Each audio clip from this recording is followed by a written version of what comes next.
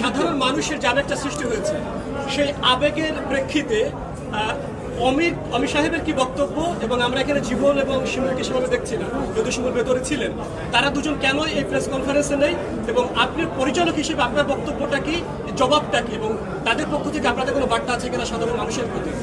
প্রথম কথা হচ্ছে শিমুল এখানে আছে। শিমুল আমার টিমের মেম্বার, আমার অ্যাসিস্ট্যান্ট ডিরেক্টর, ও অবশ্যই আছে, হয়তো বা আশেপাশেই আছে। পুরো প্রজেক্ট নিয়েই ও কাজ করেছে।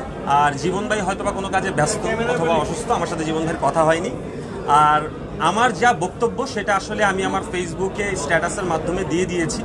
আমি দুইবার বলেছি, আমার দর্শক যারা আমাকে ফলো করে, যারা আমার কাজ পছন্দ করে, যারা বিভিন্ন ধরনের প্রতিক্রিয়া জানাচ্ছে আমাকে, তাদেরকে আমি আমার বক্তব্য পেশ করে দিয়েছি।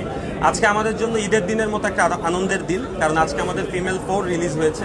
মানে রিলিজ হয়েছে বলতে আমরা প্রিমিয়ার শোতে সবাই একসাথে দেখেছি। সো আমি চাই আজকের দিনটাতে আপনারা আমাদের সাথে ফিমেল 4 নিয়ে কথা বললে আমি খুশি হব।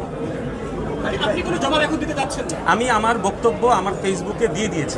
অমিত ভাই, আপনি একটু এটা নিয়ে, যেহেতু অনেকেই সোশ্যাল মিডিয়ায় বলছেন যে বয়কট, অমিত সাপোজ বলছে এই ধরনের একটা ট্রেন্ড, কিন্তু আসলে জীবন ভাই বা শিমুল তো একটা আলাদা প্রজেক্টে কাজ করেছে, এটা নিয়ে হয়তো সাধারণ দর্শকের মধ্যে একটা কনফিউশন আছে।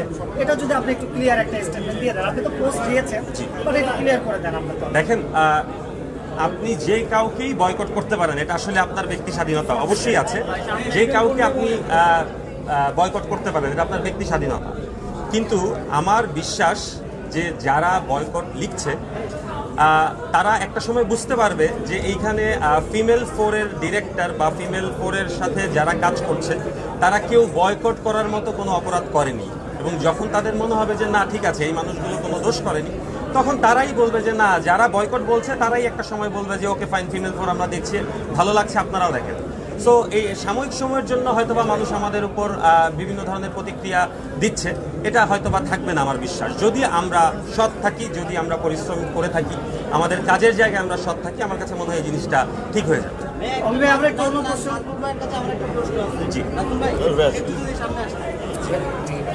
এই যে সোশ্যাল মিডিয়াতে বিভিন্ন মাধ্যম থেকে বলা হয় যে হ্যাকিং বা বিভিন্ন থ্রেটগুলো দেওয়া হয়, এগুলো কি আদৌ কিছু করতে পারে কি? রিপোর্ট মেরে পেজগুলো নষ্ট করে ফেলা হচ্ছে।